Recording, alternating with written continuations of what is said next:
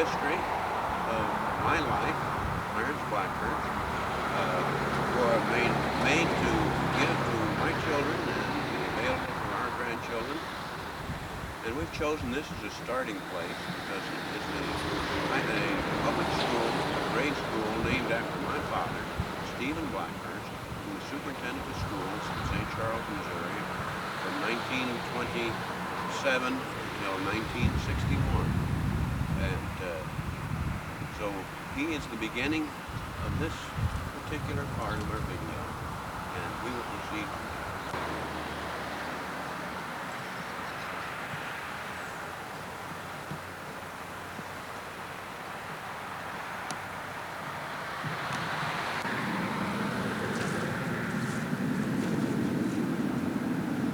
This is the home where I was born on October the 2nd, 1930, and lived until Phillips and I were married in 1952. I was away for some years in college at that time. There are many memories of this house for me. The very earliest would include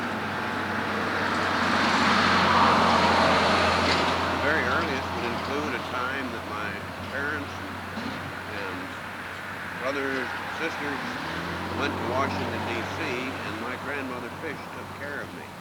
And I have some very vivid memories of that time. I was probably about 2 years old.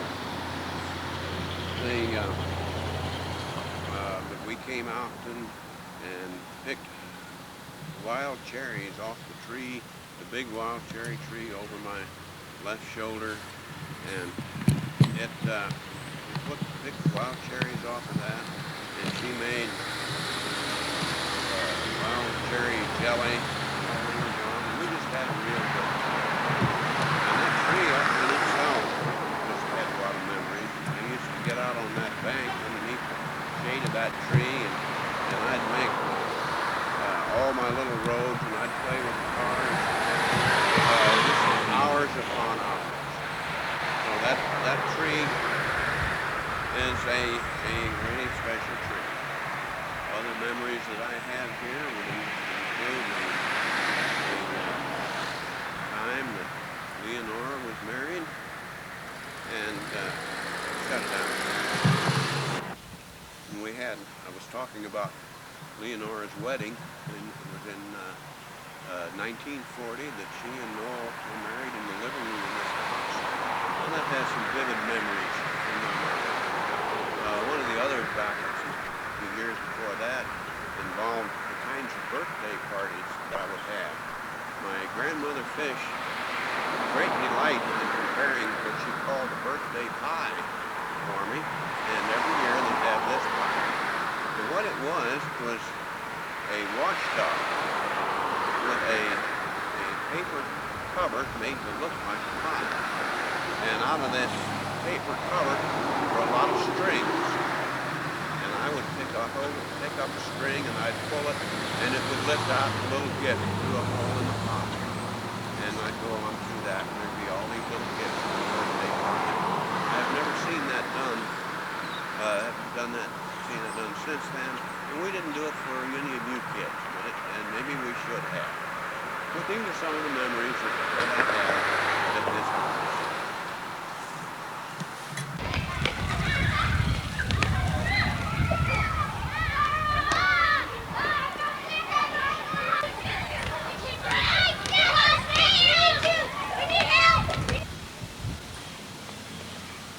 And this is Benton School, St. Charles, Missouri, where I went to grade school from October or September of 1935 till June of 1942.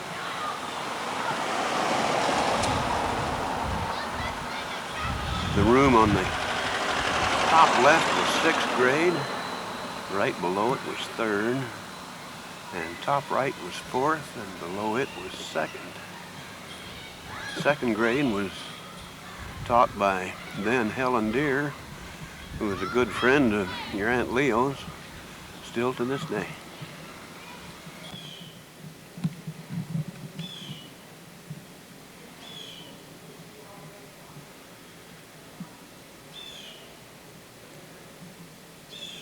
Benton School is, in 1996, will celebrate its centennial.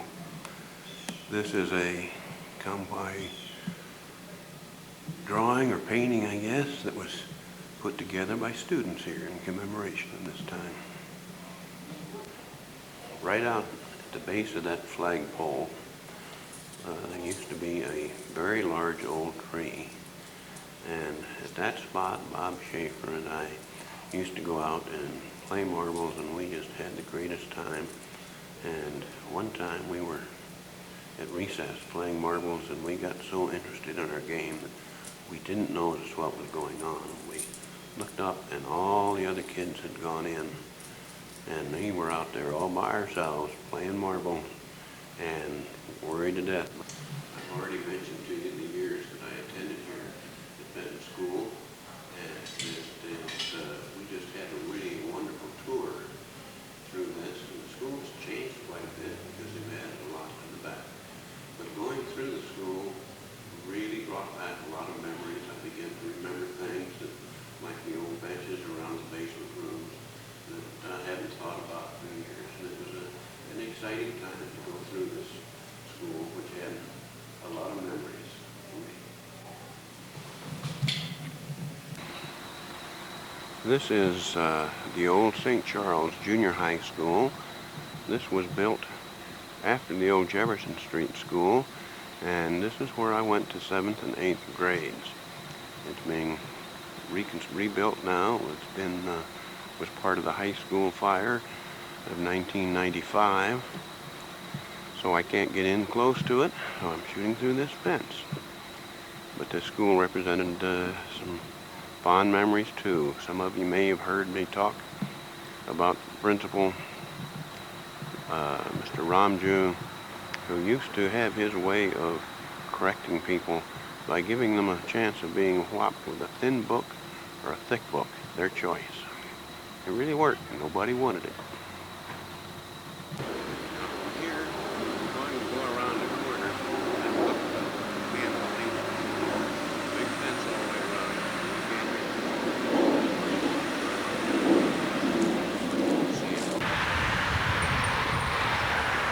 Well, this sign tells you where we are. And I went to school here from the 9th grade to the 12th grade. Senior, and you can see what the windows boarded up and all the trucks around. And here for the reconstruction of the school after a major fire. Just gutted the whole inside. But this is where I have very many memories of things that I took part in music and in debating. And the room right above the door was where I first got interested in chemistry. That was the chemistry lecture room, and just to the left as we look at it is the chemistry laboratory.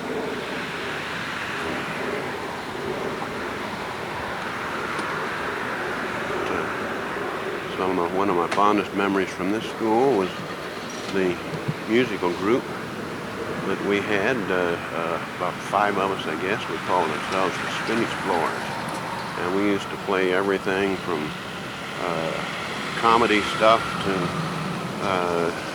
serious little numbers, and we were invited to play at the county fair and several openings, and we just really had a lot of fun with that group.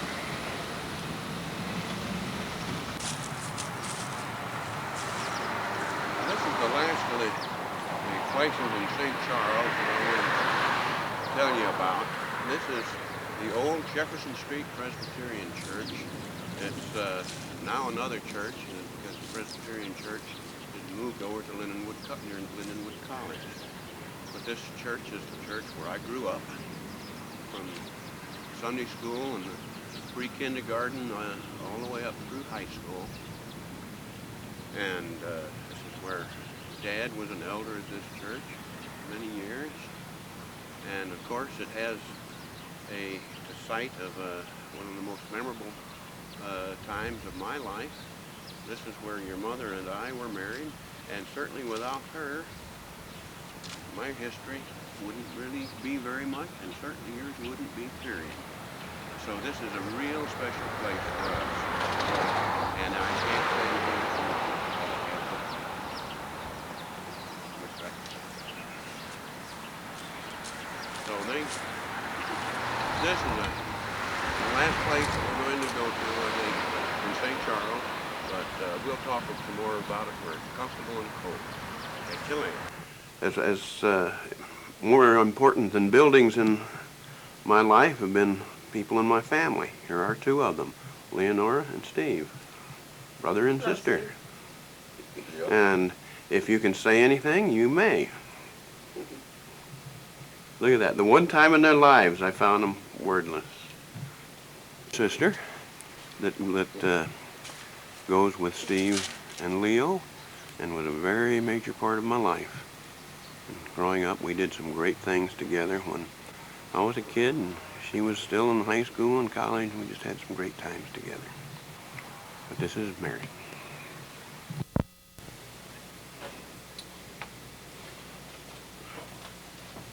Well, here I am back in a little more comfortable place now than from where we took the pictures at St. Charles. And here I'm at one of my favorite spots, my dining room table at 2801. And sitting here with a cup of coffee. And this is where I think I'll start telling you some stories about some of the events of my life. This is meant to be a biographical tape, so that's what we're going to do. We're going to tell you about things. And I'm not going to tell the events in any particular order. They're not going to be chronological.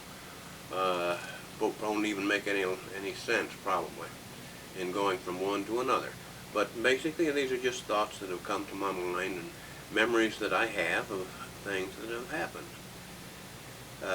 One of the more fond series, I'd have to call it, of things in my life were the childhood pets that I had. I had a couple of little dogs, and I had a cat, and I had some chickens. I really had two pet chickens. I had a whole bunch of other chickens almost at the same time. My Uncle Albert Fish, who lived at Tulsa, Oklahoma, had a hobby raising chickens and goats. He raised show animals, and he sent a couple of dozen little baby chicks. They were black monarcha chickens that are mainly egg layers and showbirds. But he sent them to me accidentally. He really was going to send them to somebody else. He was going to send some others to me.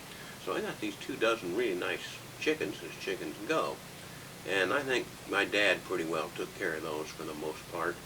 And but I had the responsibility of taking care of my pets. And they all had names, of course. The ones that I had at the same time were, the little dog was Chummy, and my cat, the beautiful, large, white and yellow cat, male cat, was Cookie. That was where we got the name Jeannie, the Jeannie, and we got the name for your cat that we had, Cookie. And my 2 chickens were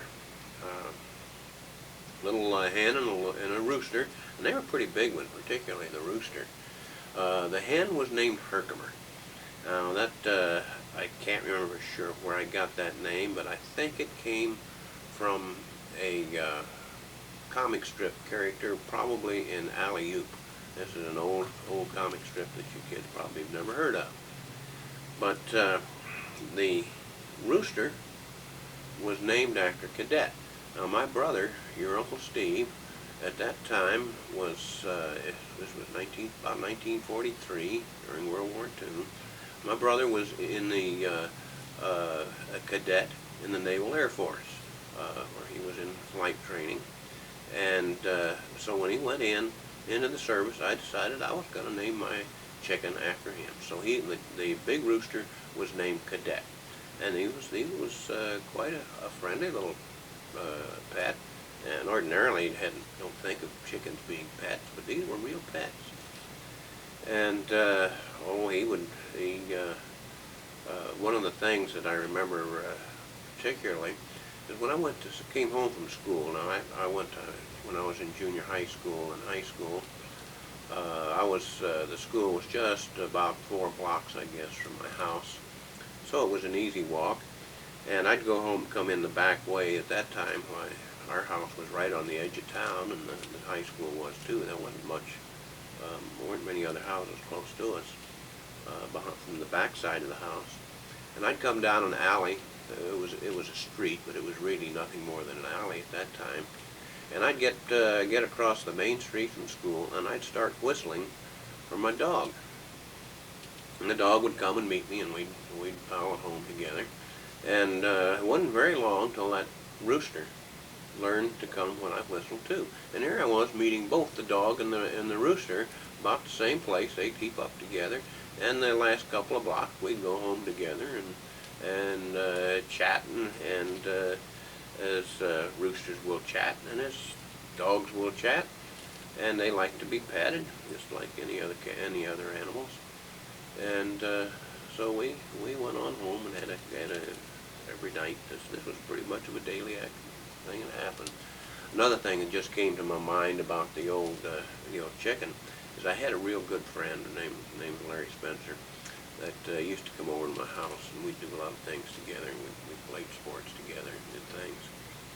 And but Larry was afraid of that big rooster. The big rooster had long spurs. They had spurs on them, probably about that long, and they were sharp and pointy. And I guess it's just a natural thing for roosters that they prance up and they get kind of like they're going to be aggressive. Though I never saw him get aggressive at anything other than a dog. And that was a funny story too. I have to tell you about that one. But Larry was always afraid of that chicken, and he didn't want to get too close to that crazy chicken. But the story that came to mind that was kind of funny is my cat was out in the backyard doing whatever cats do, and a great big dog that I was not familiar with came lollygagging into the yard and got very interested in this cat. Well, about that time, the rooster came popping out of his little pen, and he actually chased that dog away with those big spurs of his. So he could get aggressive. So these animals all had a pretty good life. The ends of their life weren't so good. The rooster choked to death on a mouse. It's kind of strange, and the dog was hit by a car. That was the last dog I had. And the cat just died of some sort of illness. I don't really remember what it was. But the cat was about 13 or 14 years old, I think, when he died. And that was the last of my pets at home until we started setting up household of ourselves, and after I was married, and then we had cats after that. And you know about our present cat, who's sitting down here on the floor watching now. And that kind of tells the story of my pets. I mentioned Larry Spencer. He was one of my good friends. And Larry and I both had a lot of interest in baseball. We played baseball together quite a bit. And we were both pretty big Cardinal baseball fans. Most of my other friends were St. Louis Brownie fans. And the Brownies, St. Louis Brownies, were the American League ball club in St. Louis. And they are today the Baltimore Orioles. But Larry and I were Cardinal fans. And we used to go down and hop on the bus downtown. And in those days, well, you could walk safely places, and it was about a mile walk, I guess, down to where we'd catch the bus. We'd take the bus into St. Louis County, pick up a streetcar, and we were on that for maybe 15 minutes, and get off, transferred to another streetcar, and about 10 minutes more while we were at the ballpark. At that time, the ballpark was Sportsman's Park, and both the Browns and the Cardinals played at that park. And we belonged to what was called a knothole gang at that time, and for something like 50 cents a summer, 50 cents a year, we got the knothole tickets. And all we had to do was get into the ballpark, and then that ticket would get us into a bleacher seat. We could go to as many ball games as we wanted to. So we saw quite a few ball games, and that was a period of time where the Cardinals had some great ball players. Marty Marion, the shortstop, and of course the more famous ones that Bill, that you may have heard of, Stan Musial. I saw Stan Musial break into the major leagues, along with Red Schoendienst, who was now still a coach of the St. Louis Cardinals. And we sat down and we saw a lot of games on using the knothole thing, and that was really kind of a neat thing to be able to do. And the cost was, it cost us, I think the bus and streetcars cost us about 35 cents round trip. So that was 35 cents in those days was a lot more than it is now, but it was still a pretty cheap way to go to a ball game, and we saw some great ball games. So, but that leads to mind that some of the other things that were important to me as a young fellow growing up. I loved almost all sports. I was very little. Greg, you think you were little? Yeah, I'll tell you, I've told you before that my parents finally decided to let me go out for football my freshman year in high school, and I weighed in dripping wet at 88 pounds, and that is pretty little. I didn't do very well at high school football, but I still loved the game, and most of the sports that we took part in, myself and my friends, were what we call sandlot. There wasn't a lot of organized. There weren't a lot of organized sports at that time. Now you got Little League football, Little League baseball, and soccer. You got everything, and it's very highly organized.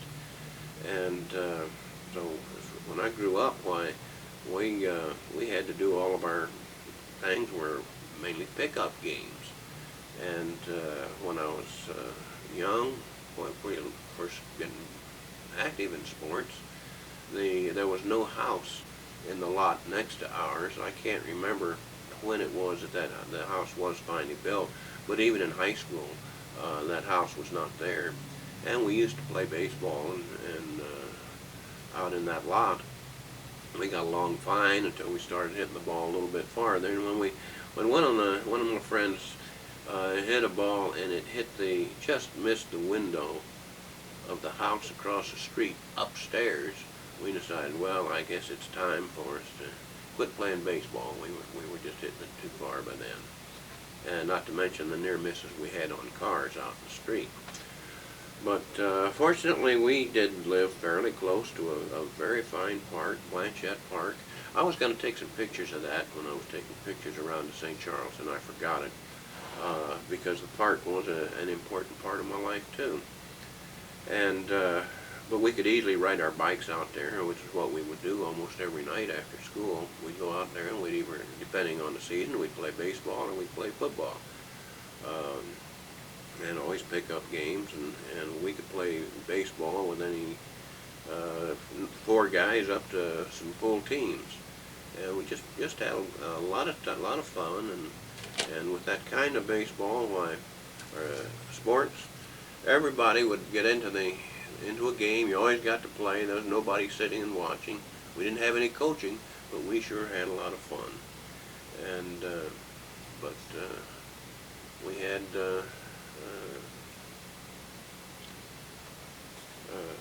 football was a lot of fun, and that was where my claim to football injury. One of these teeth on the front, I don't remember which one it is. See it better than I can. I cracked off playing football, and I hit it on the head, broke it when I bumped my chin on the end of a very good friend of mine, Bob Schaefer, who later became a dentist. In fact, he was your Aunt Mary's dentist.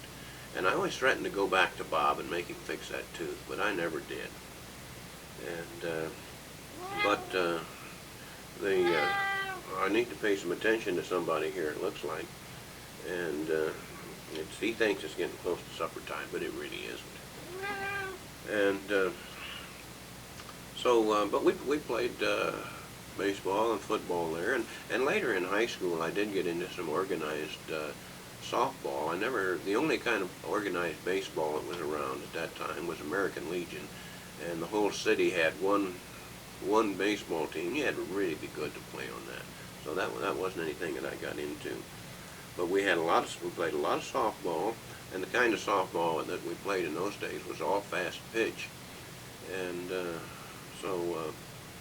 it was a lot of fun. I wasn't a very good hitter, but I was a little slow on the trigger, and in fast pitch, fast pitch softball, a good pitcher has that ball crossing the plate faster than a baseball in a baseball game.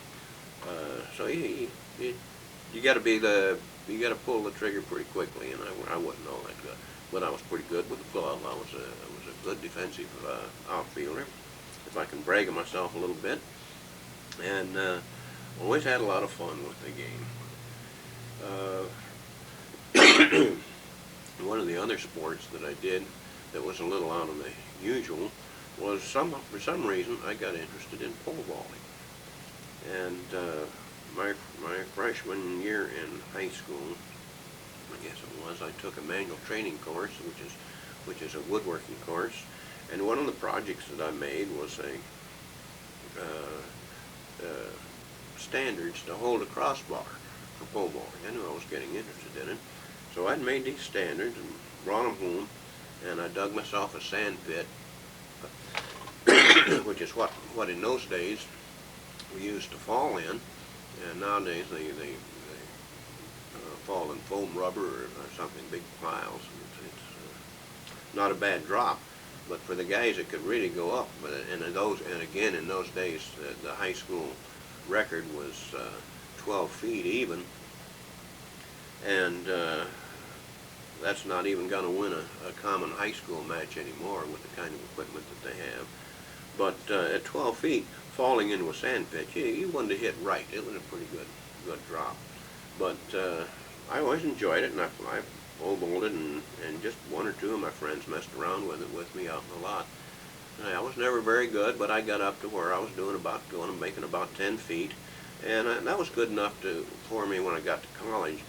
Excuse me. I got to college to get involved in intramural, and I used to compete in intramural track. And excuse me, that pretty well covers the kind of things that I did in sports, but they were important to me. And later in my life, my sports developed more in bowling, as you kids will remember, and even after that in golf. Well, I'm going to have to call it quits here for a little while. My voice is going to give out on me, and we'll get back to it later after I get a rest.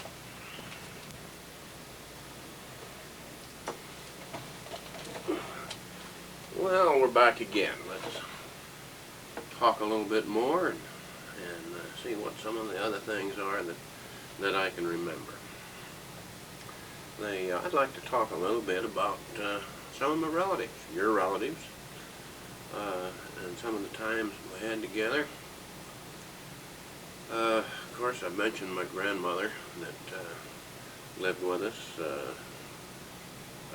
from the time I was born until she died, and I was 15 years old, I guess, when she died. So she had a very great influence on my life. And I told you how we had the pie, I think we talked about the other day. One of the things that I used to do to tease her, and I guess your mother would say we're not supposed to tease grandmothers, but I used to, when Grandma would walk around the house, and this was the only kind of exercise she got. But Grandma would walk around the house, and I was 6, 7 years old maybe, and I'd get up real close behind her, and I'd just follow her. and she wouldn't know I was there, and she'd walk all over the house, and finally I'd make some sort of a noise or something, and she would realize that I was there, or else she knew it all the time and was just letting me have the fun of it, I guess. I don't know. But Grandma and I used to play checkers together a lot, and I'm sure she let me win, and till I got to a point where maybe I could beat her honestly. And she'd go out and she showed me how to plant flowers, and one of her favorite flowers was I recall it called 4 o'clocks, and I can't remember what they were. They were little flowers about that big around, I guess, and they had little black seeds that I remember she'd collect at the end of every year. They were always pretty summer flowers. And of course, when we had the chickens that I talked about, Grandma spent a lot of time taking care of the chickens too. And I said Dad did that. Grandma liked to spend time with the chickens too. And I have in one of my dad's old movies a picture of her feeding the chickens, I guess. And I would like to have been able to put that on here, but I just haven't been able to get the projectors to work right. Sometime maybe I'll be able to get them, and we'll edit some of those pictures back into this one. And somebody here is deciding that he needs some lunch, except he's had lunch a long time ago.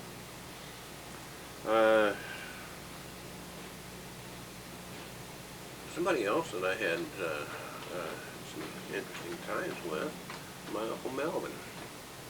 Uncle Melvin lived near Kirksville, Missouri, and he had a farm, and he was also a state representative in the Missouri State Legislature, and so he was rather prominent in his work with farming and work with the blind. He used to teach blind people to their courses. And I'm having a problem here. So what's going on here? I think we're going to have to put him down. He's getting too rambunctious. And he really doesn't like me talking. It's a problem. But we would go to Uncle Melvin's farm a lot, and I remember one time we went in the winter. It was quite small, and we were, I guess at that time my dad had a 1933 Pontiac, was the kind of car. It was a tan car, and I can remember it very clearly. And we had driven up Uncle Melvin's, and it was in the late fall or early winter, and the roads were so muddy at the time that we couldn't drive all the way into his farm, so we had to park out by the highway near his house, or by the road that went into his house, and he came out in a wagon. He pulled a wagon out with his tractor, and we rode back to the farm in his wagon. Well, I do remember that on that trip, later that day, Uncle Melvin had to take my dad back out in the wagon. They took him back out to the car, and they had to drain the antifreeze because they were afraid that it was going to get too cold. I shouldn't say drain the antifreeze. We didn't have any. He didn't have any antifreeze. He just had plain water.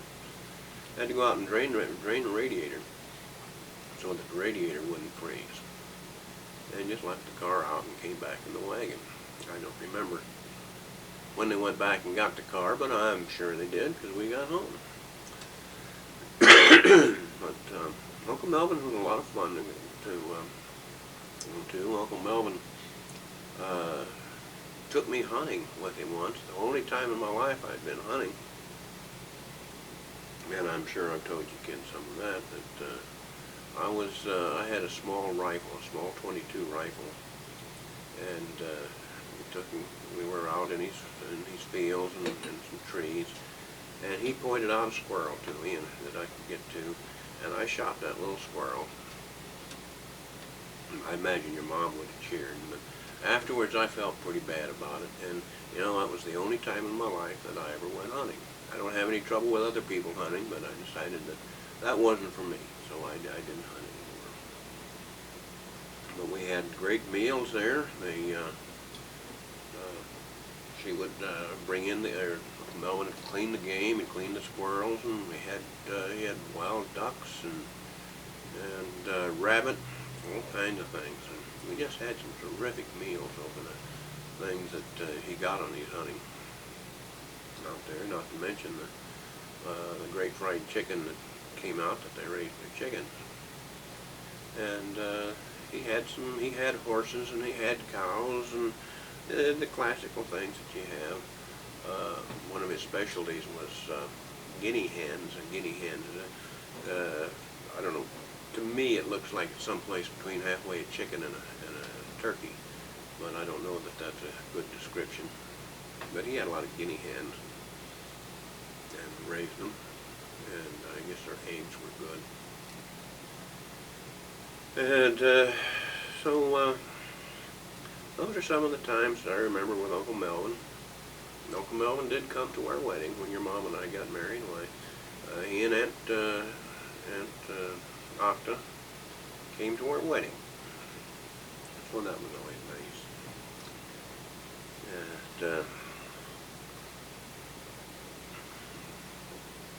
And the other uncle that I remember was Uncle Mac.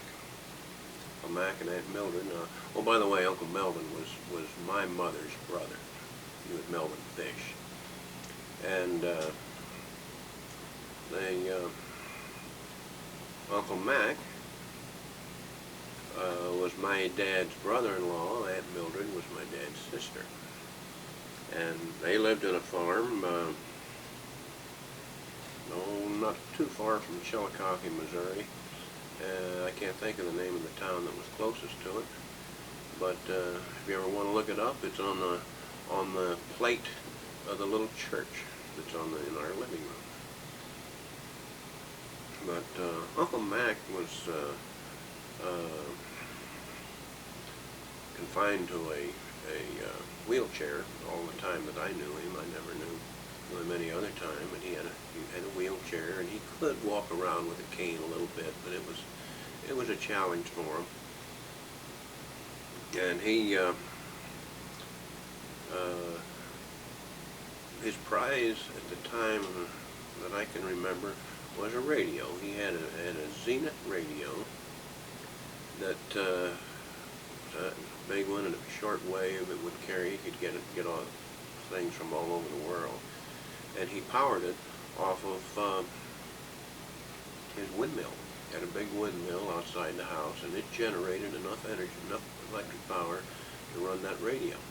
And that was pride. Nobody else could touch it. None of his kids and none of my cousins or I were ever allowed to touch that radio. And he was the only one that ever listened to it. But I remember that. I remember it. And, Uncle Mac was a kind of a gruff person. I was probably afraid of him. And I don't know why. I guess just because his voice was gruff. And he didn't take any nonsense from any of his kids. And I guess I sensed the same thing. He wasn't going to take any nonsense from me, and I didn't give him any. And Aunt Mildred was just a dear, sweet lady.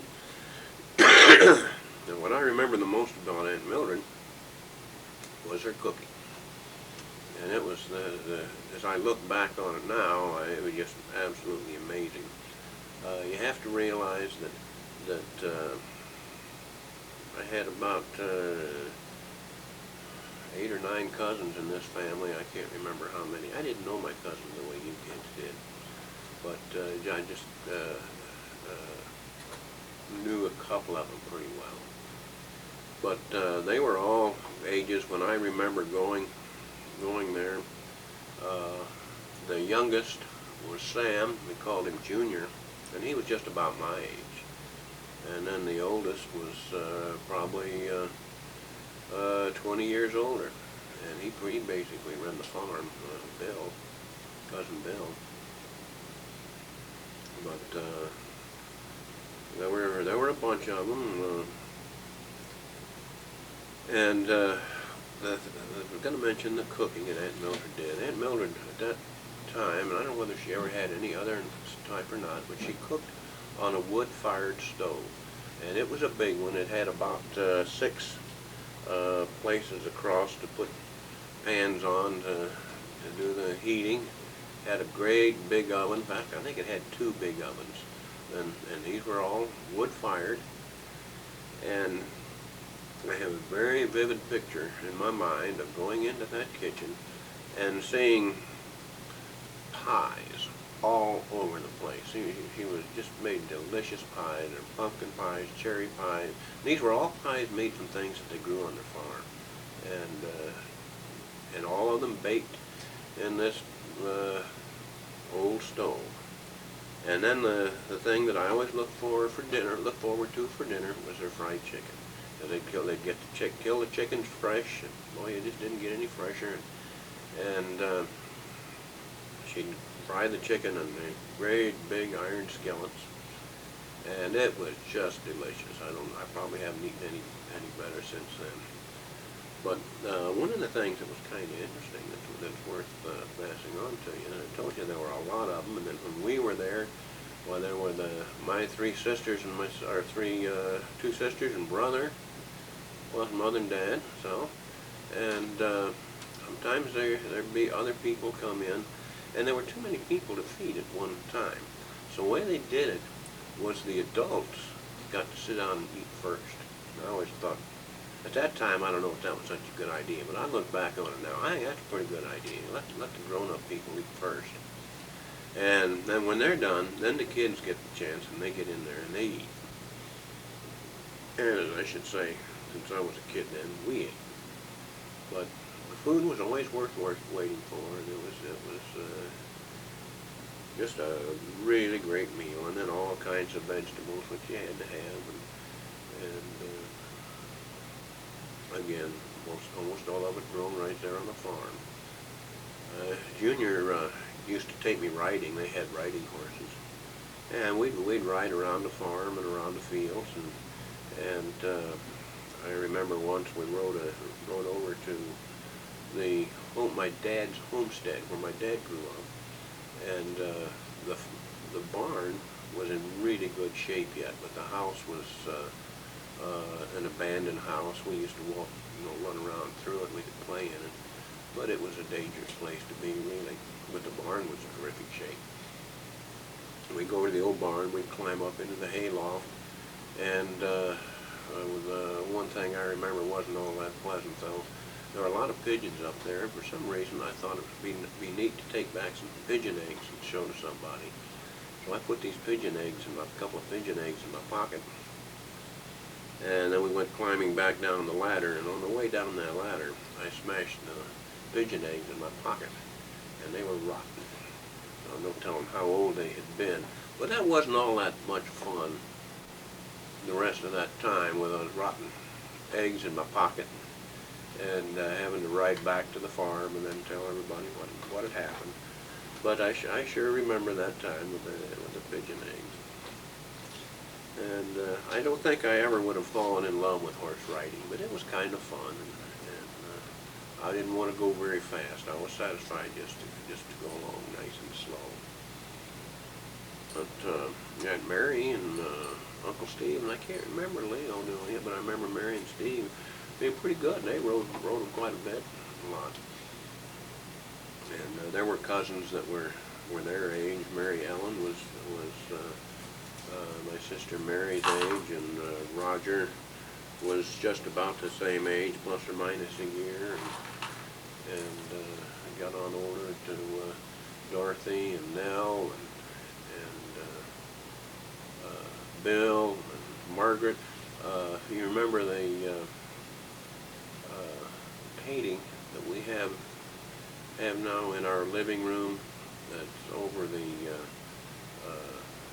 round table. You see it as you come in the front door. That was painted by my cousin Margaret. She was a very good artist.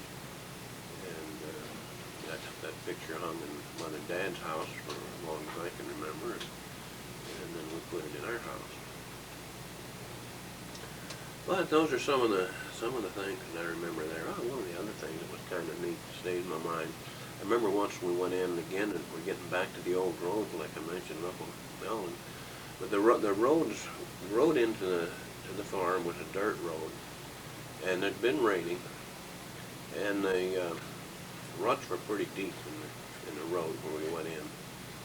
And I can remember clearly how Dad would get the car and have it in the ruts, and he'd just take his hands off the wheel, and the car would drive itself in those ruts all the way into the farm. I don't know what he'd have done if we'd have met somebody. There probably weren't any other cars within the area anyway. But we'd get in and meet everybody, and always look forward to the food. And one of the things that Uncle Mac had was always kind of interesting. Uncle Mac had I think it was a 1935 plus or minus a year Chrysler. It was called an Airflow. I may be off on my year there. But it was Chrysler made a very modern car for its time at that time. They just made it for about 3 years. But Uncle Mac had one, and it didn't have a lot of mileage on it. But he kept it in the barn. When he became ill and couldn't drive anymore, no one was allowed to touch that car. And it just stayed there gathering hay, and it was in the barn. And I remember when we went up to Uncle Mac's funeral when he died, the funeral hadn't been over a couple of hours, so the boys had that car out of the barn, and it fired it up, and it still ran well. I can remember him taking it out and driving it. Well, I think that the farm now is still being operated and run by Sam, who was our junior, who was my age. And we haven't been back there for years, but I'd like to go back and see him sometime and see the old farm. So that's about all I can remember about come to mind on that one, but it was time. And when I'm talking about good times with family, I can't leave out the times that I had with my sister Mary. Mary was 8 years older than I was, and that's a pretty good spread between brother and sister. But I think she kind of took a special interest for some reason in me, and she did an awful lot to help me grow up. She taught me to dance, and back we even a couple of times went to the Admiral together. The Admiral was a river cruise boat, very modern for its time, that ran on the Mississippi River at St. Louis, down where the arch is now. And we'd go down and we'd get on that boat, usually on a Sunday afternoon. They'd have a Sunday afternoon cruise. And they had probably the best dance floor in St. Louis. They always had really good dance bands. And we'd go down and we'd take the afternoon there, and we'd just have a great time together. And I've never forgotten those good times. Some of the other things that she did, she shared my interest in music quite a bit. Aunt Mary was an excellent violin player, and you may not hear too much about that, but she was really good. And but she used to take me to different concerts. I remember clearly. We went to a Benny Goodman concert, and Benny Goodman, since I played clarinet, Benny Goodman was a clarinet player in the big band era. And the concerts at that time, they'd have be on the stage, but then the rest, you didn't sit and listen to it. It was the rest of the place was a dance floor. People would dance and things all over the place.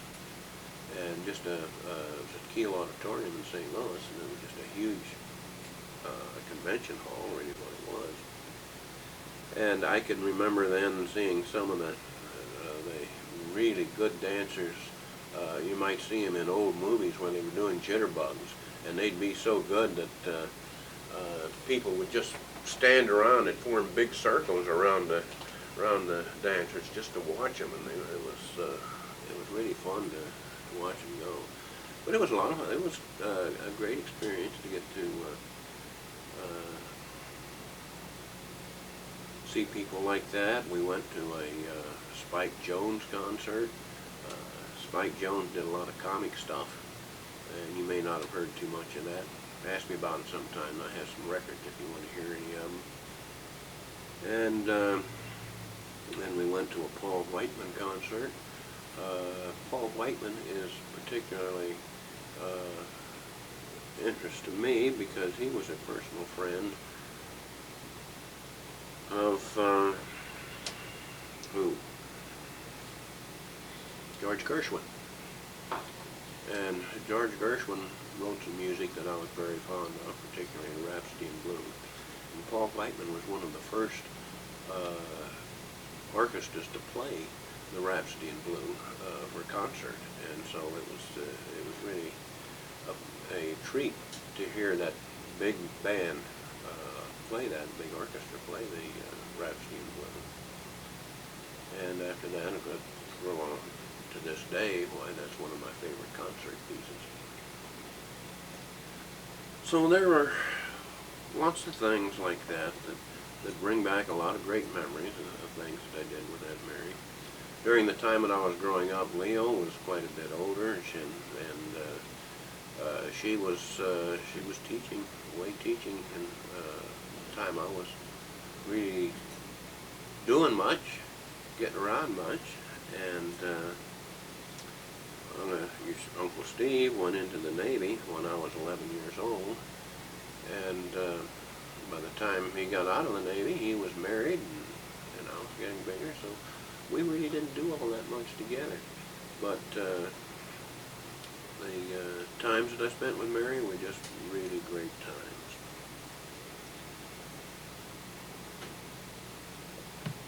Now, well, what are some of the other things you'd be interested in? I remember some of the great vacations that I took with my family.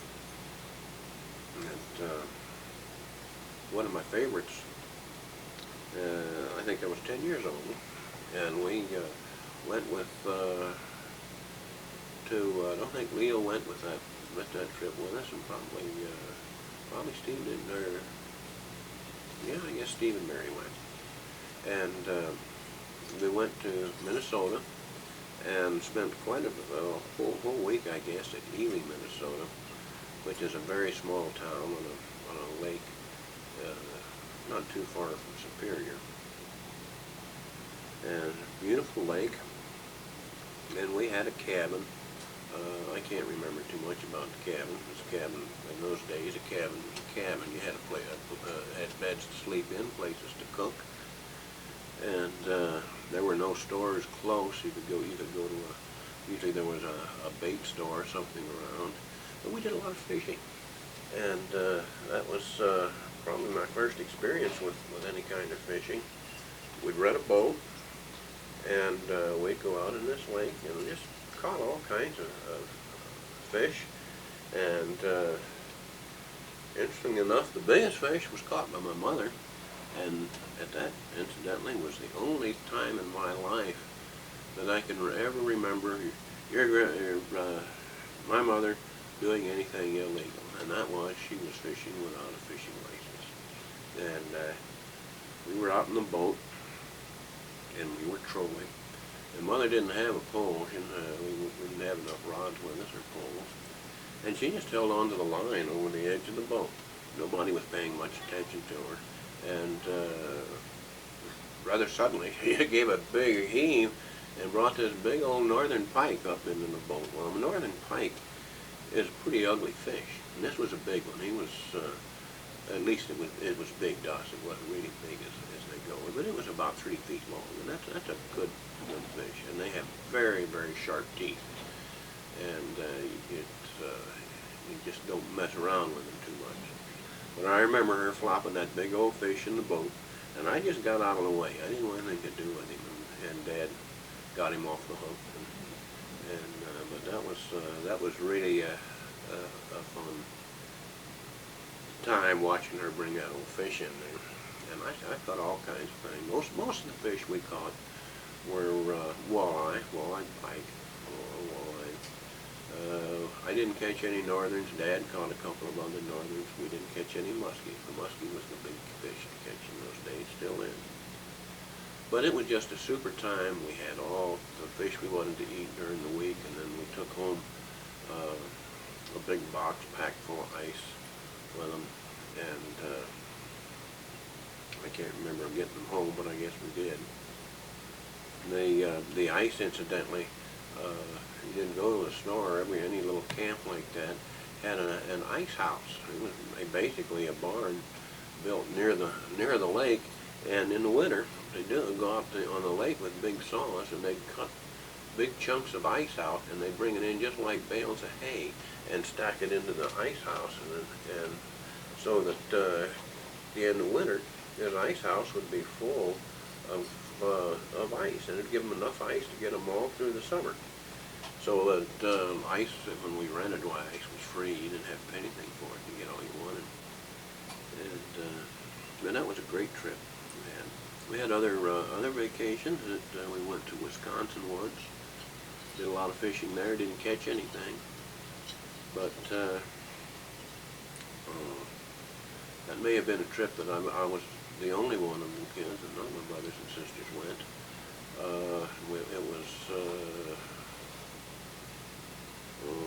It was on Horseshoe Lake in Wisconsin, but I can't remember the name of the town that it was near. And we went to Quebec one time. That was a great trip. That may have been the last trip that I took with my parents. I think it was about 1950. And we went to New York City, and we went to Boston, and then on up to Quebec City in Canada. And it was quite a nice time. We hired a guide in Quebec, and he drove the car. And he took us all through the old town and old city, and pointed out the things, told us the history of everything that was going on. And it was really an interesting place. Remember, Quebec had a lot of very, very narrow streets. You could drive your cars through, but you couldn't open the door to get out. I suppose it would be a safe place. You sure couldn't get carjacked.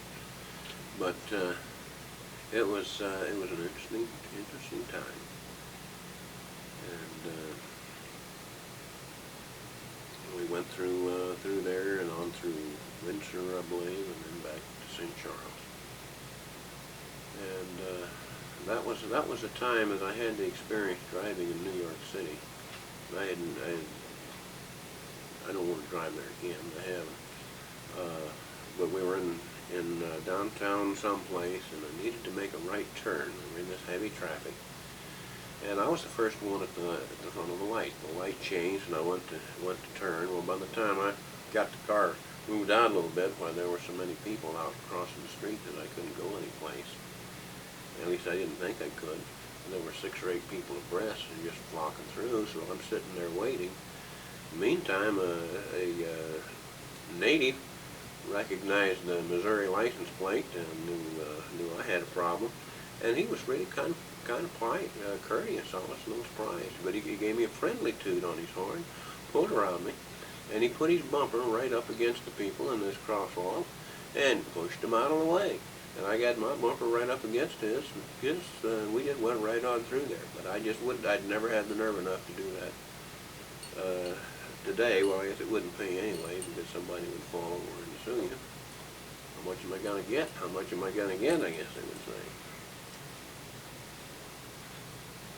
But that was quite an experience driving in New York City, and I would never do it again. And that incidentally reminds me of a time that I did have a great time with your Aunt Leo and Uncle Noel. I had kind of forgotten about this. A good friend of mine, Fred Fink, and Noel's brother, Edgar Wilkinson, and I drove out east to Pennsylvania. Leo and Noel were living in Burley, Pennsylvania then. I don't know whether you kids remember Burley or not. It was maybe an hour east of Williamsport, where we used to live. But Noel worked at American Car and Foundry Company at Burley, and they also had a plant at St. Charles. And they were transferred out during the a couple of times during the war and then after the war. And it was about,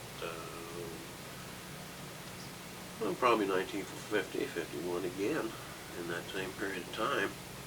And Fred Vink had a sister that lived near Berwick. And so what we did, the three of us drove out together in with Edgar's car. Edgar had about a 1939 Mercury, I think it was, and his dad's car. And we drove out in this, and we drove on to where Fred's sister lived. We dropped Fred off, and then we went on and spent the time with a few days with Leo and Noel. And they took us to New York City. We didn't drive in. We parked outside and then took a bus into New York City, and they showed us a great time seeing things there. And then they took us to Atlantic City, which was kind of a neat time because it was either just before or just after the Miss America thing, and I think it was just before because they were beginning to put it in. I was surprised we found a place to stay, but we did. And we had a real nice trip with them. And then we went back to Berwick, and the three of us guys got together again and drove on back to Cincinnati, which is where Edgar lives now. But at that time, Edgar and Noel's brother Russell and his wife Ruby lived at Cincinnati. So we went back there, and Edgar was spending some time with them, and Fred and I got on an airplane then and flew on back to St. Louis. And I remember one of the things when we were at that airport, Fred pointed out, "Hey, look down there, there's Rochester." Well, Rochester may not mean to you, but for any of you who've seen the old Jack Benny shows or heard any of them, Rochester was Jack Benny's chauffeur and handyman around the house all the time. And Eddie, no, I can't remember his last name. It was Eddie something. But sure enough, here was Rochester in the airport, and he was a real friendly guy. He was signing autographs, and this was one of the few times that I've ever met a person like that out in the public where he can chat with. It was an interesting time. We got on the airplane and we flew back. That was quite a nice, interesting trip.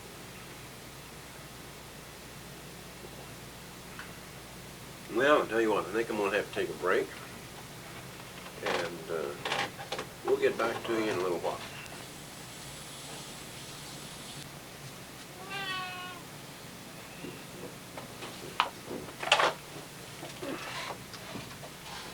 Well, let's give this a try again and see what we can do here. I still have a few more stories that I'd like to talk about, events in my life that I want to mention. I haven't talked a lot about what went on in my high school years yet, and those were pretty important years to me. I imagine they were to you too. And I was pretty well involved in a number of extracurricular activities. Things that attracted my interest particularly. One of those was the science fair. Now, our school was involved with the Greater St. Louis Science Fair, so it included all the St. Louis schools and all the county schools at that time. And our high school, St. Charles High School, had never had entries in the science fair before. And so there were a group of about 5 of us that decided we would make an entry and put in the science fair. And the group included my regular debating partner that I'll talk about later, and a couple of other friends. I can't really remember their names without really thinking about it. I'm sure John Jordan was one of them. John was one of my friends for a long time, still is. But we put together a chemistry demonstration demonstrating qualitative analysis, which is a branch of chemistry that involves the identification of different chemicals. And generally the way it works is by a scheme where go through a series of standard separations and then run a number of color tests on each one of these little divisions that you set aside when you make the separations. And what we did was set up an imaginary separation on every one of these, and we had the different groups sorted, and in an area on a big board. It was about a 4-foot by 8-foot board, and we painted it white so you could see the background. And then we used little test tubes. They were called micro test tubes. They were about that tall and about that wide. And we actually ran these different tests for the different materials and for all of the whole scheme, and had these positive tests shown in each of these little tubes. And we wired these little tubes. We had stoppers in them, little corks. And we wired these tubes onto the big board so that each of these groups showed all of the positive tests in the whole scheme. And it made a pretty good demonstration. It was an interesting one. We got a high rating on it. I don't remember exactly what it was, but it was enough that we felt that we had done our work to good effect. But that was a fun event that we did. One of the other things that I was mainly involved with was competitive public speaking, primarily debating, and this is something that I enjoyed very much. And I don't remember what year I started in it, probably when I was a sophomore. And I had the same partner all the way through school. His name was Gerald Blackburn. We were the fearsome twosome, Blackburn and Blackhurst. And we debated together for the 3 years that we were involved, and went to a lot of tournaments. We traveled to a number of places, tournaments. We were on radio a couple of times, and just a lot of fun. And one of the things that came out of it is that Gerald and I reached what was called the degree of distinction in the National Forensic Society, which is a public speaking society, public speaking organization. And we were the first people in the history of St. Charles to achieve that level of debating. And you achieve the level by winning points. If you win debates or if you place in competitions and other things. And I did what was called extemporaneous speaking too in competition. And that's where you're given a subject and you have about 10 minutes to think about it, and then you have to give a speech on it. And that was kind of fun. But that was probably had an influence on my life, and it was enough that it made me seriously consider law as a possible interest in my life, though it never caught up with chemistry, which of course I had a strong interest from very early life. And but debating was a lot of fun. And I'd mentioned my interest in chemistry early. I don't think I talked about that very much, but I was probably in junior high when I seriously got interested. And my dad helped me build a room that I made as my laboratory in the basement.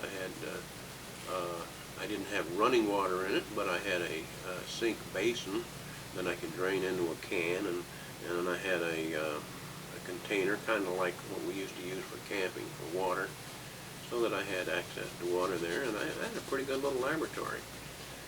And I made a good acquaintance with the high school chemistry teacher during those years, and a lot of times after school I'd go over to the chemistry laboratory in high school, and he'd talk with me and he'd show me things, and he'd give me chemicals and even gave me some equipment. If he'd have equipment that would be a little bit damaged or something, well, he'd give me this old equipment, because they wouldn't use anything like that in the course.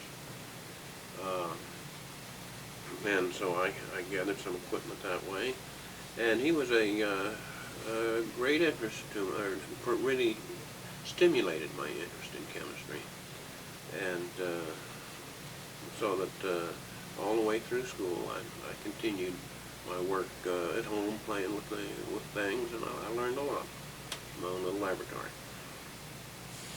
And it's, of course, people commonly think that when you're involved in chemistry, why, for some reason, the explosions come to mind very quickly. I did have one of those crazy things in my basement one time, and I was doing one of your mother's first favorite experiments. I was making oxygen by procedure, but I was very frugal, or whatever the term might be, I think, because chemicals weren't all that easy for me to get, and I had been making oxygen for use in another experiment, and rather than discarding the material that I used, well, I saved it to use it again next time I needed some. Well, the next time I needed it, this stuff had formed a hard surface on the top of it when I went to heat it. Continue why the pressure built up underneath that hard surface, and I had a little explosion out the bottom of that test tube.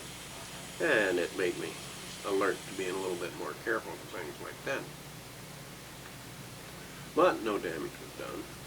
And I had another fun time. I did enjoy making fireworks. I used to make firecrackers and different colored fire and things. And I made one big firecracker one time, and I put the powder that I'd mixed into an empty shotgun shell. Now, I don't know how many of you kids have seen shotgun shells or not, but they're about the size of my thumb, and they have a little metal piece in the backside center that's used as part of the firing pin hits when the gun is fired. And it was that button was in place, and I set this little firecracker off, lit the fuse, and it burned down, and it didn't explode. It just sat there and burned and fizzled, as we called them in those days. And I waited for quite a while, and nothing further happened, so I started to walk up to it, and I got it 2 or 3 feet away from it, and the thing exploded, and that little button went whistling out over the top of my head. And that kind of scared me at that point too, so I quit making fireworks at that time. And, but it was an interesting experience, and I'm sure that it helped me with things later in my career. Again, it was something that taught me to be a little more careful. So that would lead me into another one of my hobbies that you kids saw me do at times, and that was photography. My basement chemical laboratory doubled as a photography darkroom, and I worked it over again to make sure that it was light tight, and there were places that I had to seal, and I had a pretty good darkroom. And I did a lot of photography work through high school, and then even in college. When I was in college, we had darkrooms available to us, and that's probably when I did most of the work that I did. But I had some interesting cameras. The first camera that I really worked with was called a Brownie Reflex, and it was just a simple camera. Nowadays they'd call it a point-and-shoot camera, and it had small negatives, about yay big, about 2 1/4 by 2 1/4 size, maybe even smaller than that, 1 3/4 square. And but I used that a long time, and then an acquaintance of mine who ran the filling station across the street came back from World War II, and he brought with him a German camera. It was a Voigtlander, which in the early at that time, actually, Voigtlander was one of the big names in photography equipment. So I bought that camera from him rather cheaply, and it was a good camera. I still have it. It still works. And I used it for a lot of years. And when we moved to Pennsylvania, I saw advertised another one, the camera that I'd always really wanted, and that was a Speed Graphic. And Speed Graphic, for those of you, if you don't remember it, is a kind of camera that if you see old movies, when you saw the press people come out and take pictures with the big cameras, those were usually Speed Graphics. Well, mine was called a miniature Speed Graphic because it was a little smaller than those big ones. It's a great camera. I still have it. It's a little expensive to use nowadays, but I'm considering resurrecting and see what I can do with it again sometime. But photography was a lot of fun, and I did spend a lot of time in it. Entered a couple of contests, or at least not contests, but exhibitions, and had some favorable comments about some of my pictures. And it was really a lot of fun. I'm not sure I understand why I don't do more of it now, but I don't. And then, but moving right along then, and of course one of my other interests, as you know, was music. I started my first musical instrument. Greg, if you're watching this, be interested. My first musical instrument that I played was drums. I played the bass drum, and they learned to play it starting in 5th grade, I think it was, in grade school. I never played anything but the bass drum. And, I just did it for about 1 year in junior high school while I started to learn to play clarinet. And then I dropped all drum work and stayed with clarinet. And thoroughly enjoyed it. You folks will probably identify more with that than anything else that I've been involved in. But I was never good enough to achieve first chair in anything, but my good friend Bill Bruns always was, and for our last 2 years in school, we were first and second chair in band and orchestra.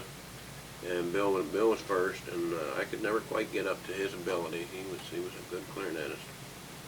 And we did a lot of interesting things in music.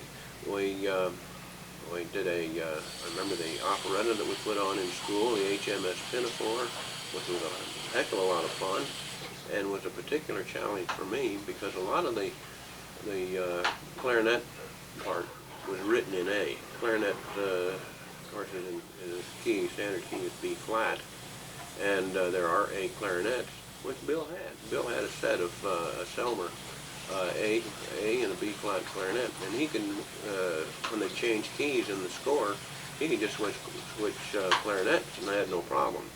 But I got the challenge of transposing all of the A to B flat, which was not too difficult, but was fun. I don't know that I could do it today. I don't remember what I did with it even. It's been so long since I've been involved in that. But we got through it, and it was a great experience. I had a lot of fun with that. And one of my other music things, I think I might have mentioned it the other day, was the Spinach Blowers, which was basically a German band that we just put together to have fun. And we played at the state fair. I remember they put us on a Ferris wheel at the opening night, and not the state fair, the county fair, I'm sorry. Put us on a Ferris wheel the opening night, and we played from the Ferris wheel to open the county fair, and that was a lot of fun. But we played comic music, Spike Jones type stuff. If any of you know Spike Jones, I mentioned him the other day because I saw him in St. Louis. We played that kind of stuff, and we played at athletic events sometimes. We played at different school functions, and always on an informal basis. And we were called Fred Fink and his Spinach Blowers. That was the name of our group. And Fred was one of the people who was in our marriage, actually, in our wedding. And he was a very good friend, still is. And of course, another thing that was of memory for me in the band is that Bill and I, this was the first chair and clarinet, were both invited to play in the all St. Louis County band for a concert, and that was a lot of fun. And at that point, our high school band teacher knew the ropes of what was going on, and he knew that they didn't have any tryouts for positions in that band, and you just got invited. Just said, so when you go in there, if you want it, well, you just head for those first and second chairs and sit down. Well, that's what we did, and by golly, there we were back in our usual spots, first and second chair in the all-county band. And that was a lot of fun. And one of the highlights, though, was we played the Stars and Stripes Forever, conducted by Captain Sandelman, who was then director of the U.S. Marine Band, and has, those of you who have been involved in music probably have heard of Sandelman. He did an arrangement of the Star Spangled Banner that is often played, that's keynoted by a real high trumpet sound towards the end of the trumpet note in an octave up in towards the end of the Star Spangled Banner. And but that was the Sandelman version. So that was a real exciting thing to play in a band conducted by Sandelman. I carried the music on into my college. Now, I didn't play anything Westminster when I was at Westminster. I'm kind of skipping around here just a little bit. At Westminster, we didn't have music. There was no band at that time. And so I just really was pretty inactive. Then when I went over to Missouri, well, at that point, I got back involved in music again. Went through the auditions, and got into the marching band and the concert band, which was a lot of fun. Well, I was a long way from first chair in the concert band, I'll tell you. But I got into it, and I had a lot of fun. And those two bands didn't travel as much as the bands at Ohio State do now, and probably even in Missouri. But the football band traveled one game a year. We went either to the Kansas game or the Nebraska game, whichever was the away game that year. They were always alternate. We never played both of them away at the same time.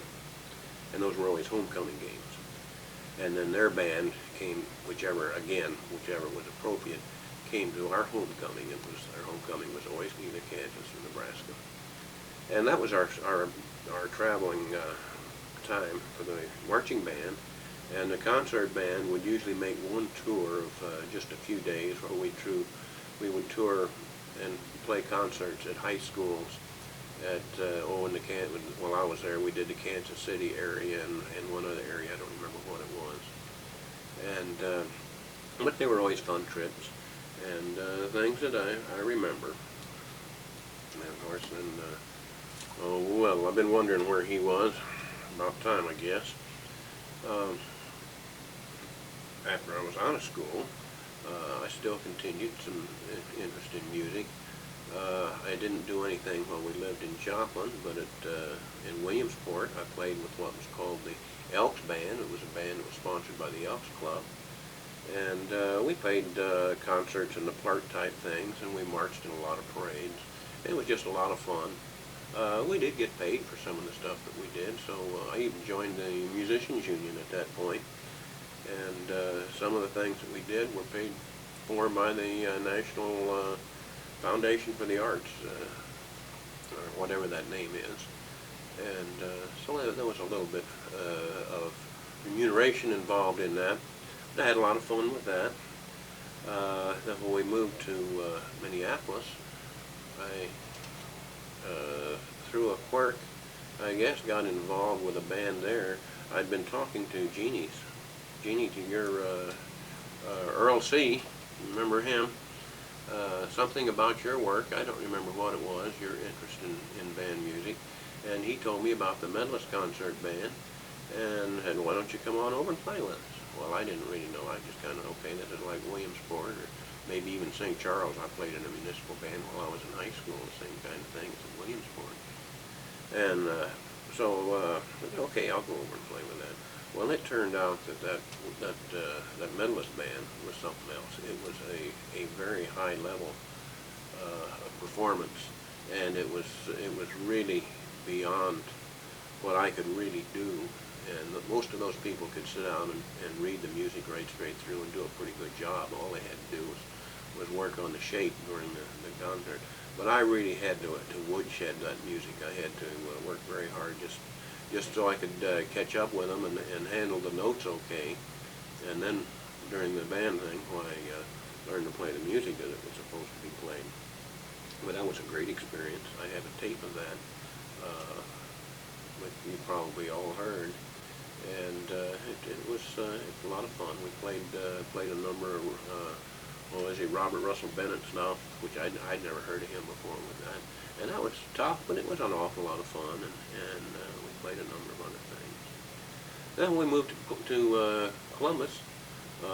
I got involved with the Worthington concert band, which was newly forming, and I can't remember the name of the man's name that it might have been Settlemeyer. No, that's not quite right. It was something of that order. But he was a band instructor from Capital University, and he started that. He was very good. And later on, Mary Beth, something like that, from South Columbus area, came in and talked. And I don't know who that band is still going. And in fact, they made a German tour this year. But I dropped it, probably 15 years ago now, if I recall. It began to interfere with golf a little bit too much, and so that kind of stopped my period of instrumental music. But all the time, it was really a lot of fun, and I thoroughly enjoyed it. And so that's pretty much what I can remember in the things of school, and other than classwork. There was one other interesting thing that happened that you might be interested in. Of course, you know, my dad was superintendent of schools, and which put a different kind of pressure on me at times, but I don't know that I ever felt it. Undoubtedly, I would have noticed more then than I would now. But one thing happened in my senior year, I guess it was. They had quite a problem with a football coach. He was a very popular coach with the public. Ted Boyette was his name. He had a good football team. He made a lot of demands on his kids. He was hard on them, but that's really not the issue. But I can't remember what it was. He wanted something that he wasn't getting, and he had gone to the school board and was making demands. Well, Boyette was a dual personality type person. In public, he was just as sweet and lovable as any person you could ever imagine meeting. In the meetings, he was a bully. He was obnoxious. He didn't care what kind of language he used, and he was very difficult to control. And they tried to smooth things out. And eventually, they fired him, and that caused quite an uproar with a lot of the students. A lot of the students really liked this guy, and ultimately, the students went on strike, and they just walked out of classes. And there, I may have felt some pressure there, but I think I still acted on what I really believed was right, and I did not. I crossed the picket lines. There were 5 of us that went into classes. Of course, there were no classes, but we followed through with it. And that was a rocky time for Dad. There was a lot of pressure on him, a lot of public pressure. And the old song, any of you would remember, it was called Bye Bye Blackbird. A lot of them were changing the words, and it was Bye Bye Blackhurst. And this kind of hurt me. I didn't like hearing that, but I did. And but the good part of the story, part of that story, is that it wrote out okay. This guy went to another school and went through exactly the same situation, and eventually, we followed him. He was unable to get a job. It was unfortunate for him because he was a good coach, but he just could not handle the personality problems that he control his personality problems. But that time, why, Dad and everything smoothed out, and he resumed his normal spot as a very honored person. Well, that was an interesting thing. I can't really remember much about my graduation in high school. It was an event, I guess, but the only thing I can remember about it is a couple or three of my friends getting together and having our picture taken as a group afterwards, and that's all I can remember. I don't even know who the speaker was. I know I was there, but I guess I wasn't terribly impressed. So we skipped to that, and I had already decided in looking around the schools that that I wanted to go to Westminster College, at least as a start. There's 2 or 3 Westminsters around the United States. There's one in Pennsylvania, and there's one in out west someplace. And Westminster's a Presbyterian related school, at least it was at that time. And I had a partial scholarship to Westminster. I also had one at Washington University that probably would have been a better one, but I did choose to go to Westminster. And had a great time there, and it was a good school, but I soon, by the time I decided chemistry was really the direction I wanted to go, I recognized that Westminster was not the place to be, so I transferred to Missouri. And all of my credits transferred, even my Bible. I had about 8 semester hours of Bible courses that I didn't expect to transfer, but they did transfer as history. But what did happen to me in the transfer is that my grade point average was knocked down to a C. So this not put me out of any position of ever developing any rank. Not that I would have developed anything very high, but it didn't leave much room for error for me in my last couple of years in school. Because the early courses, which are usually pretty easy ones, didn't have anything gathered. Well, I got a cat here that is getting to be a little obnoxious. He doesn't like me to talk is the problem. And but I'm gonna have to put it down.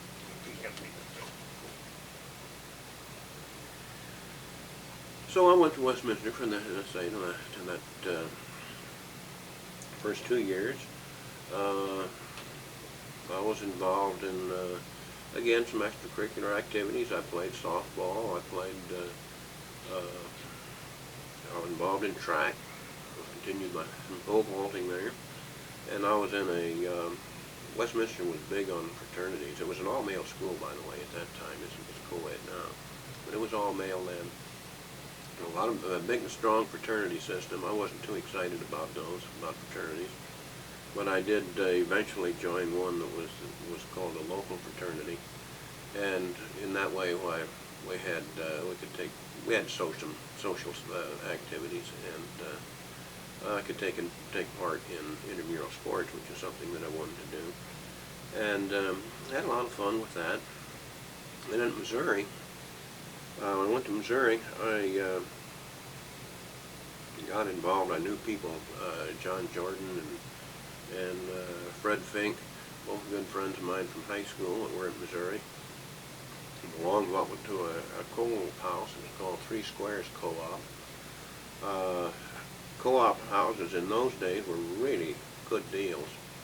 They were essentially like a fraternity house, where they had rooms and study rooms and different types. This one, when I first joined, was in one location, and they had study desks in each room. That was just like a dormitory. But the basis of the co-op housing was that the members did all of the work except cooking. We hired a cook, and that was it. And Dixie, I don't know what her last name was. I just remember Dixie was a great cook, and we could have all our meals there. And I did not live in the co-op house. I lived in another place, but I was still a member, and I ate all my meals there. And I had my regular work shifts, which meant I worked 3 hours during the week, washing dishes or some kind of serving the meals or something. There were different things that we could do. And then on Saturday, we'd usually have a 2 or 3 hour special detail where we would do bigger projects, and everybody just pitched in and ran the house. And so that was an important thing for me. I mentioned I lived someplace else. I lived, other than my first semester there, I lived in a private home, which was a fire trap, and I was tickled to death to get out of there. But I moved into a dormitory, which was on the 3rd floor of a Bible college. It was called the Missouri Bible College. It had no connection with the university, but it was right across the street from the law school and the university library, which was a convenient location. And I also got a job with the school of tending to, oh, I don't know, maybe you could call it a super or something, but I'd collect the complaints that people would have in the dormitory. I would unlock and lock rooms downstairs in the classroom areas when they hold meetings, and I'd check and make sure the furnace was moving and all that kind of stuff. And it didn't take an awful lot of time, but for this I got my room free, and that was a significant part of cost farming school. And then by belonging to the co-op house, the food was so much cheaper than any place else you get, and the quality was terrific.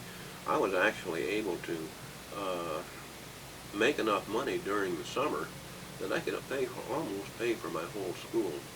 Man, I couldn't quite do it, but I came very close, and that was in spite of chemistry was probably the most expensive of the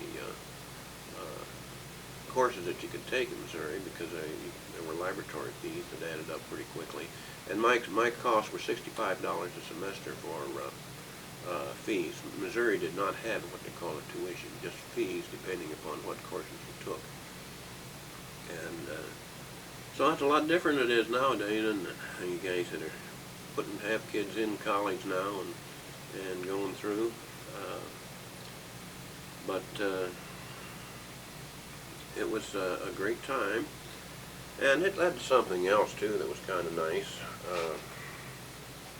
The co-op changed locations while I was there. The last year they moved to a little farther off campus. It was a nicer house, and it was really in the middle of Fraternity Road over there. I don't know what that meant particularly, but that was where it was, and kind of what the class of house it was. Didn't cost any more. But at that point, I got saddled with a job called a social director of the organization, which meant it was my job to organize dances and parties and any other social event that we might put together. And but that was kind of fun, I guess, and I got involved. But one of the first things I did was set up what we called a rec dance. We had some kind of a thing every weekend. Most of the times it was, let's say, a rec dance, which means our music was records. We didn't have live music. And we had a nice room in a basement that was a great place for this kind of party. And of course, here I was in arranging this first one. I didn't have a date. And I was mentioned to my good friend Brownie Elliott, who lived in the Bible college where I lived. And incidentally, my roommates in that Bible college were three of us in one room: Fred Fink, that I'd mentioned before, and John Jordan, I'd mentioned John before. And but Brownie was one of the other rooms there, and we got to be good friends. And he said, "Hey, I know this gal over here at Temple Crone, which is a women's a women's co-op house, like 3 squares, and his girlfriend was at Temple Crone. Says, hey, she's got Brenda's got a good friend over there that probably fix you up for a date." Okay, do it. And so here we came out with this crazy psychology major named was Jill Phillips. And I didn't know it at the time. I thought it was spelled with a J, but it was really spelled with a G. And of course, you know who that turned out to be. And without that meeting, why, you guys wouldn't be. But I met her and met your mom in early February of 1952, and we actually, our meeting date was a little bit before Valentine's Day, but we determined that since we went to a major party together on Valentine's Day, actually what it was the engineer's ball, which is a very fancy formal party that the engineering group put in, and I was invited because I was their official photographer. There's no photography coming back, and I took a lot of pictures. And but we had a good time, and we considered that our meeting time, and it was Valentine's Day, 1952. And so we dated on through school, and through that school year, and we'll say February 14th, on April the 26th, was the day that we decided that we were going to get married. And so that was a pretty good quick time. And then September the 13th of that same year, we did in fact get married. And we're neither one of us, both of us have been very happy with that, and we were sure happy with the results of our kids that came out of that marriage. And so that there are an awful lot of things that I remember as your kids were growing up. Those memories get a little bit closer now, though they're still pretty far back now, not to scare you guys any. But one of my first ones, I remember when Jeannie was born, and how at Joplin, Missouri, and how long, what a rough time your mother had, Jeannie, and that labor, because that was, I don't remember how many hours, but it was 30-some hours. Tough time, but you finally decided to come in and make trouble from then on. And great daughter. And then along came, a couple years later, came Terry. Well, we weren't going to mess around with the problem that we had with Jeannie. We were going to wait at home where Jill could be comfortable. In fact, I was all ready to go to work. She complained of having some pain in the morning. And I was just about leaving the door to go to work, and your mom said, maybe you better wait around a few minutes. And it was just a few minutes after that that we decided we better get over to the hospital now. We hadn't even called the doctor, and it was the hospital was about 6 blocks away. Drove her over, and by the time we got there, she couldn't walk. So we got the wheelchair out, and fortunately, our doctor happened to be driving by, and he knew our car for some reason. I still don't know why, but he recognized us backed up against getting out unloading in that car. And he pulled in and stopped, and he decided to stay. And by the time I got the paperwork filled out, why, Terry had made her entrance and to the world. So that was a quick one, and the doctor looked at me without cracking a smile and said, "Don't you ever do that again." So we cut that a little close. And when Bill came along after we moved to Williamsport, why, that was more or less routine, uneventful as I recall, or else I was used to enough that I didn't notice any things that weren't routine. So we had all you kids then at the time we were at Williamsport. Incidentally, the trip to Williamsport, we made the move. That was in 1956. Had a couple of memorable instances that were significant when we drove out, and things kind of started rough. In those days I used traveler's checks for cash, and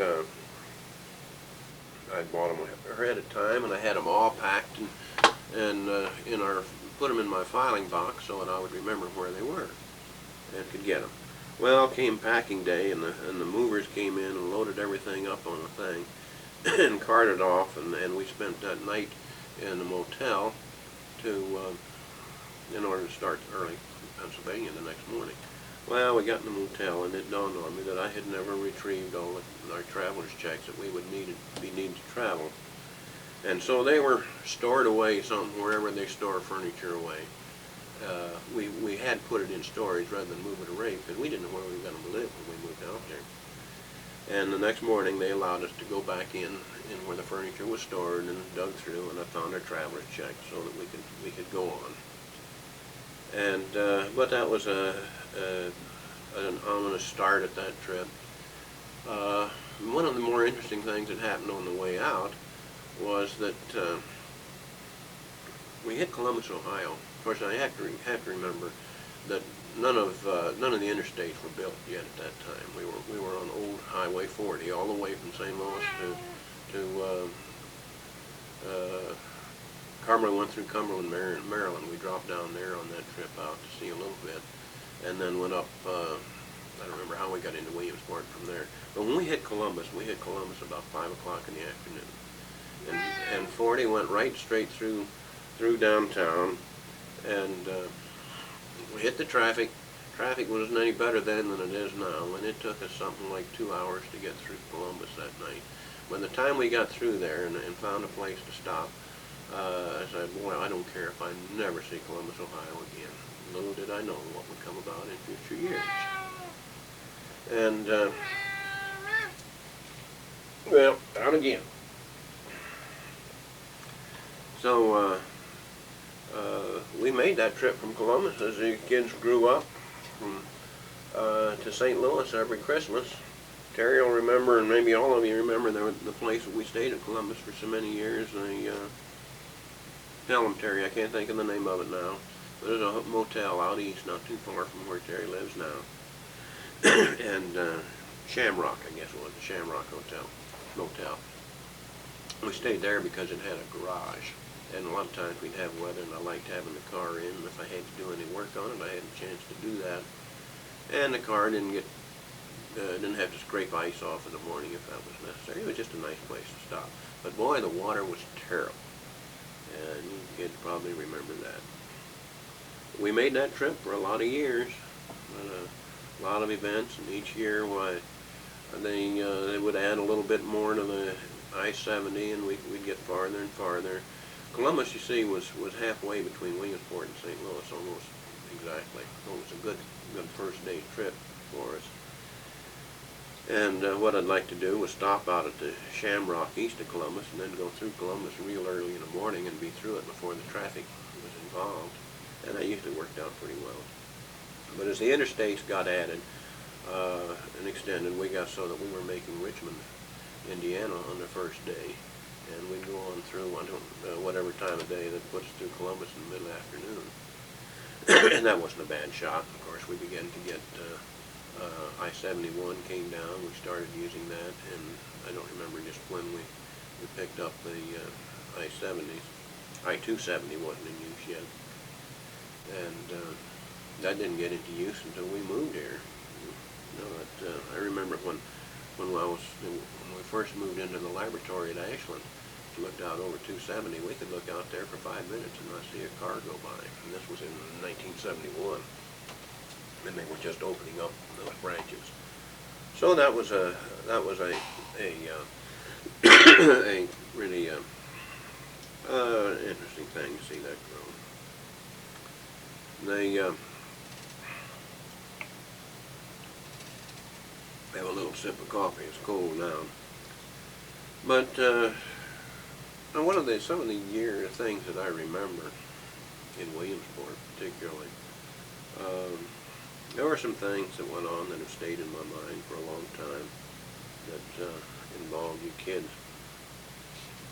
And some of the more memorable things, certainly not all of them, and maybe not, and probably not even the most important ones, but they were things that were significant to me.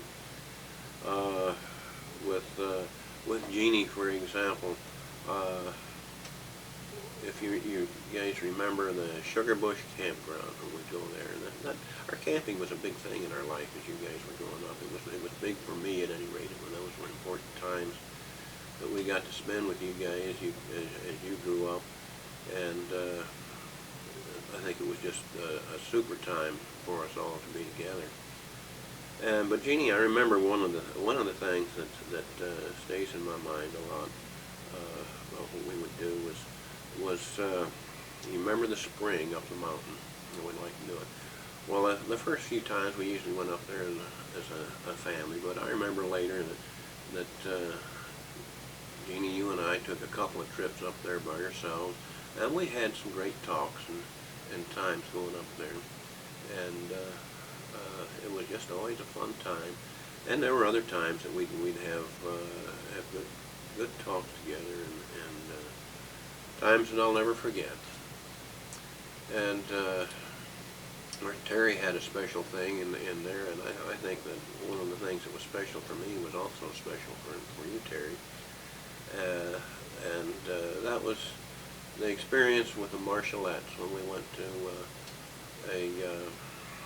I guess it was a parade, and it was something that you had wanted to do. The Marshalettes, for you other guys watching that don't realize it, Marshalettes was a Marshallette was a twirling group, and Terry was a good twirler, baton twirlers. He could do all kinds of things. We went to competitions. I remember we went to one at Harrisburg once down there, and the whole family went down on that one for the night.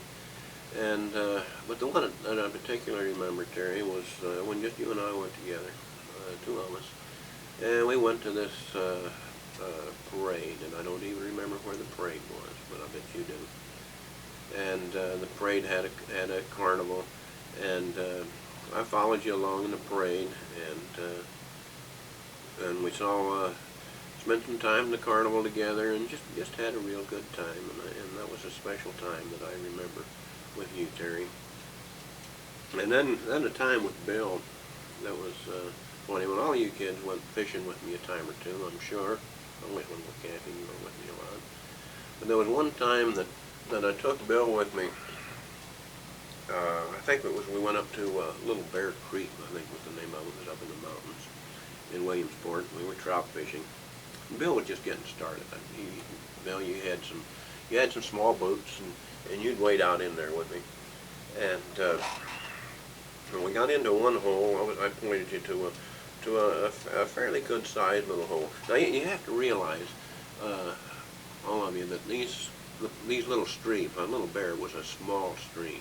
You could jump across it in a lot of places, and it just wasn't big. It would get wide, and by wide I mean maybe 15, 20 feet wide in some places. But it was mostly very shallow. If you walked in it, why, it wouldn't be much over your shoe tops.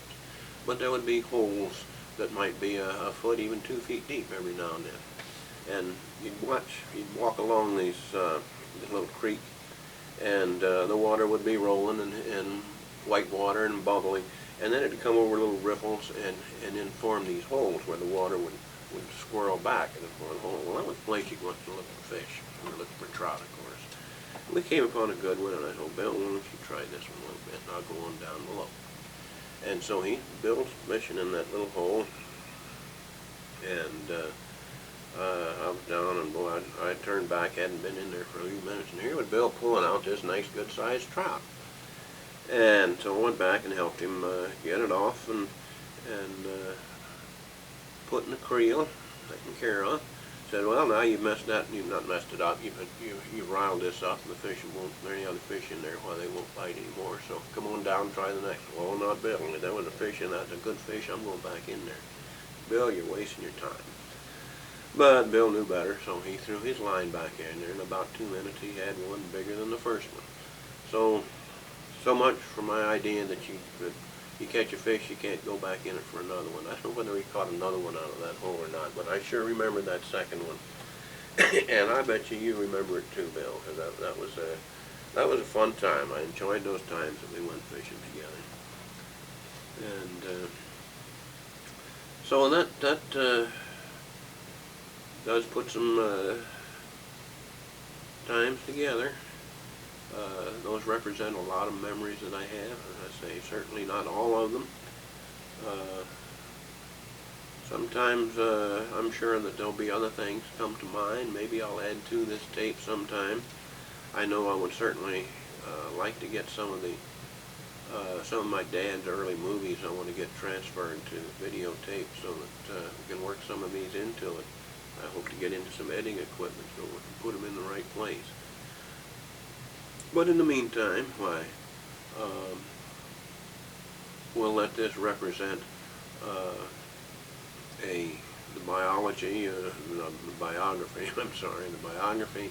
of what I remember and throughout my life, and some of the important things, and certainly not all of the important ones, but some of them, and give you a spice of what things were like when I grew up. So I hope you will enjoy this, and that it will have some meaning and help you remember some of the things and understand some of the things that I had and experienced as I grew up. So Merry Christmas. And this, by the way, is to be a Christmas present for Christmas 1995. Merry Christmas.